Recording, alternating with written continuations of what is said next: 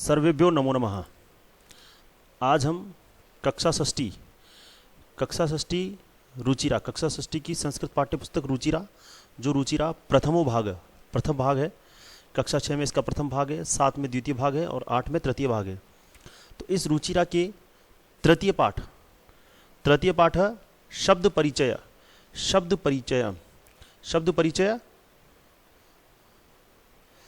परिचय 3 का हम अध्ययन करेंगे। इससे पहले हमने शब्द परिचय 1 और शब्द परिचय 2 का अध्ययन किया था। शब्द परिचय 1 जो था वो उसमें पुल्लिंग शब्दों का ज्ञान था। शब्द परिचय 2 में स्त्रीलिंग शब्दों का ज्ञान था। आज शब्द परिचय 3 है, इसमें नपुंसकलिंग शब्दों का ज्ञान है। तो आइए आगे बढ़ते हैं। आगे बढ़ने से पहले मेरा आपसे निवेदन है कि वीडियो को पूरा देखें। पूरा देखने से आपको अच्छा समझ में आएगा और कोई कमी लगती है तो उसको कमेंट सेक्शन में आप ज़रूर लिखिए। इसी के साथ मैं अपनी क्लास में आपका हार्दिक अभिनंदन करता हूं। ये देखिए शब्द परिचय 1, जो शब्द परिचय 1 था इसमें हमने पुल्लिंग शब्दों का ज्ञान किया था, पुल्लिंग मेल। ठीक है। शब्द परिचय 2 जो पाठ था उसमें अध्ययन किया था हमने स्त्रीलिंग शब्दों का। ठीक है। आज है शब्द परिचय 3, इसमें हम अध्ययन करेंगे नपुंसकलिंग शब्दों का। नपुंसकलिंग शब्दों अदर, न मेल है न फीमेल है। ठीक है। तो इन आज नपुंसकलिंग शब्दों का हम अध्ययन करेंगे। तो आगे बढ़ने से पहले मैं आपको ये बता देता हूँ कि मैंने इस वीडियो के अंदर मैंने इस पाठ का अनुवाद किया है अच्छे से, हर पद का अर्थ बताते उसका अनुवाद किया है। साथ में आपके लिए, आपकी सुविधा के लिए हिंदी और संस्कृत दोनों प्रकार के ट्रांसलेशन नीचे, मतलब जो मैं समझाऊँ उसके बाद मैंने इसमें शो किया है, ताकि आपको अगर फिर भी समझ में नहीं आता आप हिंदी और इंग्लिश ट्रांसलेशन अनुवाद देख करके अच्छे से समझ सकें। ठीक है। देखते हैं, ये कुछ बातें हैं जो इस पाठ के लिए आपको जानना आवश्यक है। एक वचन, द्विवचन, बहुवचन। देखिए पुल्लिंग शब्द, स्त्रीलिंग शब्द, नपुंसकलिंग शब्द तीनों एक वचन, द्विवचन, बहुवचन में चलेंगे। एक वचन अर्थात 1, द्विवचन 2 और बहुवचन 3+, 3 या 3 से अधिक संख्याओं के लिए बहुवचन। ठीक है। तो यह को इंग्लिश में बोलते हैं दिस। तो नपुंसकलिंग में यह को बोलेंगे एतत्। एतत् का मतलब यह। अगर एक शब्द है जैसे यह कौन है तो उसके लिए आएगा एतत्, यह एतत्। ये दो कौन है तो ये दो के लिए आएगा एते, और ये सब के लिए आएगा एतानी।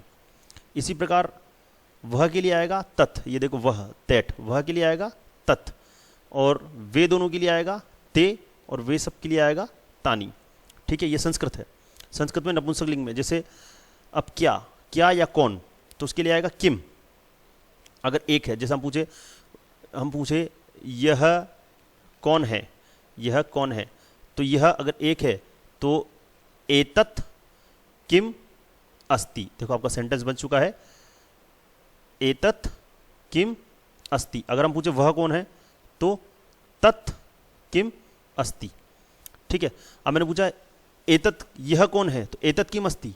अब हम बोले अगर यह एक फल है तो संस्कृत बनेगा एतत् फलम अस्ति। वह फल है तो तत् फलम अस्ति। ध्यान रखना, अगर वाक्य एक वचन का है, एक ही है शब्द, उसमें एक ही एक संख्या का बोध हुआ है तो आपको एक वचन में सारे एक वचन वाले ही शब्द लेने। अब जैसे यहाँ पर है कौन, तो कौन के लिए आ रहा है के।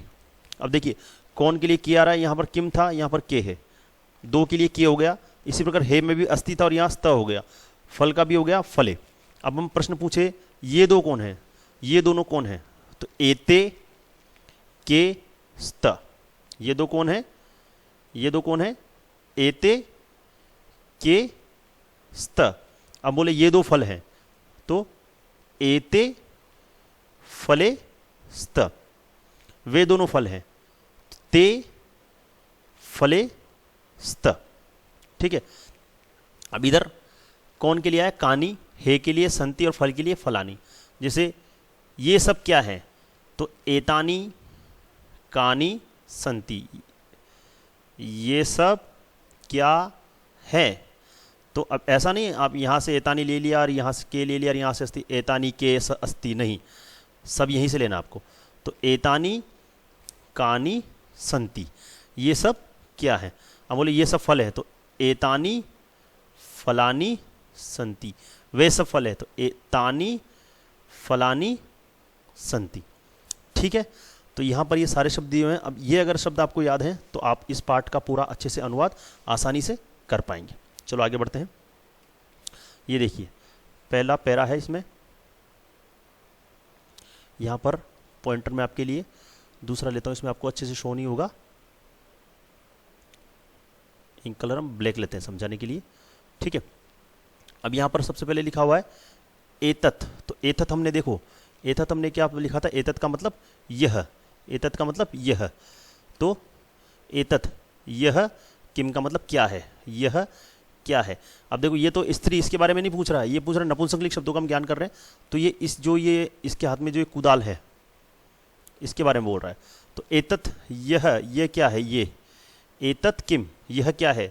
तो एतत् यह खनित्रम, खनित्रम का मतलब होता है कुदाल, अस्ति है। तो ये क्या है, ये कुदाल है, तो यह कुदाल है।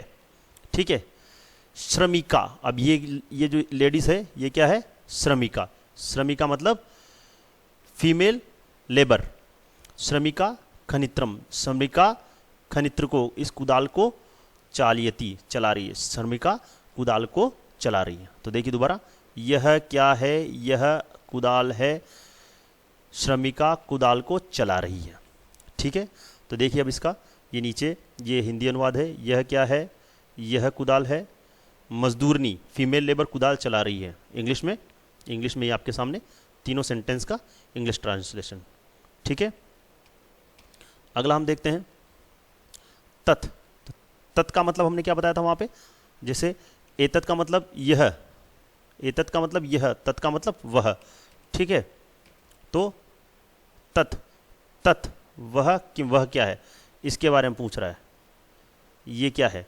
तो वह क्या है, तो तत् वह विश्राम गृहम, विश्राम करने का घर, रेस्ट हाउस अस्ति, यह वह विश्राम घर है।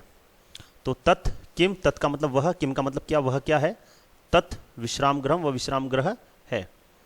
किम क्या, किम का मतलब क्या, अत्र, अत्र का मतलब यहाँ, भित्तिकम दीवार, क्या इसमें दीवार है। तो देखो यहाँ पर किधर भी दीवार नहीं है, चारों तरफ दीवार नहीं है।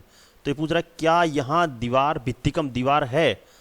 तो अत्र यहाँ भित्तिकम दीवार, न नहीं, अस्ति है, यहाँ कोई दीवार नहीं है। ठीक है, दोबारा देखते हैं, यह क्या है, वह विश्राम गृह है। क्या यहाँ दीवार है, नहीं यहाँ दीवार नहीं। ध्यान रखना, यह और वह, यह आएगा पास की चीज़ों के लिए, ठीक है, और वह आएगा दूर की चीज़ों के लिए। जो चीज़ आपके पास है उसके लिए यह, जो चीज़ दूर है उसके लिए वह। ठीक है, तो ये देखिए इसका हिंदी अनुवाद और इंग्लिश ट्रांसलेशन। वह क्या है, वह विश्राम घर है, क्या वहाँ दीवार है, वहाँ दीवार, यहाँ दीवार नहीं है। अत्र का मतलब होता है यहाँ, तत्र का मतलब होता है वहाँ। तो ये अत्र का मतलब हो गया यहाँ, यहाँ दीवार नहीं है। और ये इसका पूरा इंग्लिश ट्रांसलेशन। ठीक है, अब देखिए एतत् का मतलब यह, तत् का मतलब वह, दोनों एक एक के लिए थे। अब यहाँ पर आएगा एते, एते का मतलब ये दो के क्या है, ये दो क्या है, कौन है, ये दो कौन, एक तो ये जो अंगूठी पड़ी है और एक ये जो रिंग, रिंग जो उंगली में पहनते हैं हम, रिंग।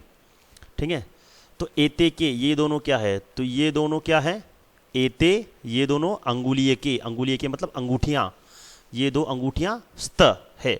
देखो एक के लिए आया था आपके अस्ति, ठीक है, दो के लिए आ रहा आपके स्त, एक के लिए अस्ति, दो के लिए स्त। तो एते ये दोनों अंगुलियां, अंगूठियां है। सुवर्णकार, सुवर्णकार मतलब सोनार, सोनार कौन, ये सोनार, ये सोनार है। सुनार जो सोने का काम करता है, जो सोने की अंगूठियां बनाता है, सोने के आभूषण बनाता है, वो सुनार। सुनार अंगुलीय के, अंगुलीय के अंगूठियां रचयति बना रहा है। सुनार क्या कर रहा है, अंगूठियां बना रहा है। तो ये दोनों क्या हैं, ये दोनों अंगूठियां हैं, सुनार अंगूठियां बना रहा है। ठीक है, तो ये इसका हिंदी ट्रांसलेशन और ये इसका इंग्लिश ट्रांसलेशन। ठीक है, अब ये दोनों हो गया, अब है वे दोनों। ते का मतलब होता है वे दोनों, ते के वे दोनों क्या है, तो वे दोनों कौन, एक तो ये और एक ये दोनों क्या है, बस है। तो ते वे दोनों बस यानी स्त, देखो दो के लिए स्त, एक के लिए अस्ति, दो के लिए स्त, वे दोनों बसें हैं, बस यान है। ते वे दोनों बस यानी बस, कुत्र कहाँ, गच्छतः जा रही है। वे दोनों बस कहाँ जा रही है? वे दोनों बस, ये जो दोनों बस है ये कहाँ जा रही है? तो देखो ये कहाँ जा रही है, ये जा रही है रेलवे स्टेशन। तो ते वे दोनों रेल स्थानकम, रेल स्थानकम मतलब रेलवे स्टेशन, रेलवे स्टेशन गच्छतः जा रही है। देखो यहाँ गच्छत आ रहा है, दो के लिए गच्छत, अगर एक होता तो उसके लिए आता आपके गच्छति, एक के लिए आता आपके गच्छति, दो के लिए आ रहा है गच्छतः। तो दोबारा देखते हैं, वे दोनों क्या हैं? वे दोनों बसें हैं। वे दोनों बस कहाँ जा रही है? वे दोनों रेलवे स्टेशन जा रही है। ठीक है, तो वे दो क्या है? वे दो बसें हैं। वे दो बस कहाँ जा रही है? वे दो बस रेलवे स्टेशन जा रही है। ये इसका आपके इंग्लिश ट्रांसलेशन। ठीक है, अब आइए, यह, ये दोनों, वह, वे दोनों हो चुका। अब है एतानी, वे सब। देखो एतत एक, एते दो, एतानी वे सब। एतानी के साथ कानी, हमने शुरू में देखा था एतानी के साथ क्या आएगा? कानी। एतत के साथ किम, एते के साथ के, तो एतानी ये सब क्या है? देखो ये चार है, काउंटिंग में कितना है? चार है, 1 2 3 4। तो चार के लिए बहुवचन हो गया, 3+ हो गया, एतानी कानी। ये सब क्या है? तो एतानी ये सब कर वस्त्राणी, कर वस्त्राणी मतलब रुमाल, रुमाल। रुमाल कैसे बोला इसको? कर, कर का मतलब होता है हाथ, वस्त्राणी कपड़ा, हाथ में रखने वाला कपड़ा। तो हाथ में हम क्या रखते हैं? रुमाल। तो ये सब रुमाल संति है। देखो एक के लिए आपके क्या आया था? अस्ति। दो के लिए आपके क्या आया था? स्त। और यहाँ तीन या तीन से ज़्यादा है तो संति। किम क्या? एतानी क्या ये सब? क्या ये सब जो रुमाल है? पुराणानी पुराने हैं। क्या ये सब पुराने हैं? न। एतानी ये सब तू तो नूतनानी नए हैं। नूतनानी का मतलब नए हैं। दोबारा देखो, एतानी कानी ये सब क्या है? एतानी कर वस्त्राणी रुमाल संति है।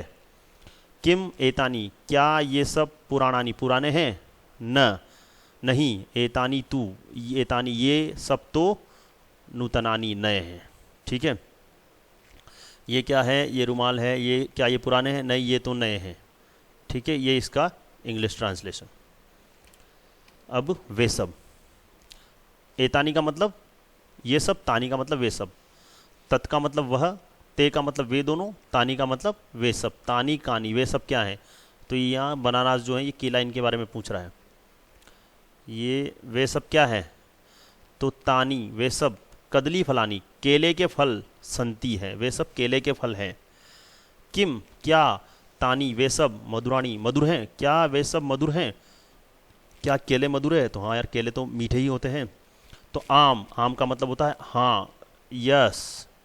तानी वे सब मधुराणी मधुर और पोषकाणी पोषक है। वे सब मधुर, च का मतलब होता है और, वे सब मधुर और पोषक हैं। दोबारा देखो, तानी कानी वे सब क्या है? तानी कदली फलानी केले के फल हैं। किम तानी क्या वे सब मधुराणी मीठे हैं? तो आम हाँ, तानी वे सब मधुराणी मधुर और पोषक हैं। ठीक है, तो ये इसका हिंदी अनुवाद और ये इसका इंग्लिश ट्रांसलेशन। इसी के साथ जो कक्षा 6 पाठ 3 शब्द परिचय भाग 3, शब्द परिचय 1 2 हम पहले पढ़ चुके थे, ये 3 है। इसमें नपुंसकलिंग शब्दों का ज्ञान है। तो मैंने इस पाठ को अच्छे से समझने का पूरी तरह से प्रयास किया है आपके लिए, आपकी सुविधा के लिए, क्योंकि कक्षा 6 से संस्कृत प्रारंभ होती है। तो बच्चों को मैंने 1 और 2 जब पढ़ाया था, वीडियो डाला था, तो काफ़ी बच्चों ने कमेंट्स दिए थे कि सर थोड़ा इसको समझ में नहीं आ रहा, इंग्लिश में भी अगर डाल दे तो हमारी काफ़ी हेल्प हो जाएगी। तो मैंने उनको इंग्लिश पर्सनली PDF शेयर किया था, तो काफ़ी अच्छा रिस्पॉन्स आया था। तो मैंने सोचा इस बार इसके अंदर इंग्लिश ट्रांसलेशन भी मैं अपने वीडियो में डाल देता हूँ, ताकि बच्चों को और अच्छे से समझ में आए। उम्मीद करता हूँ आपको मेरा वीडियो पसंद आया होगा। आज के लिए बस इतना ही। धन्यवाद। आपका दिन मंगलमय हो। शुभ दिन।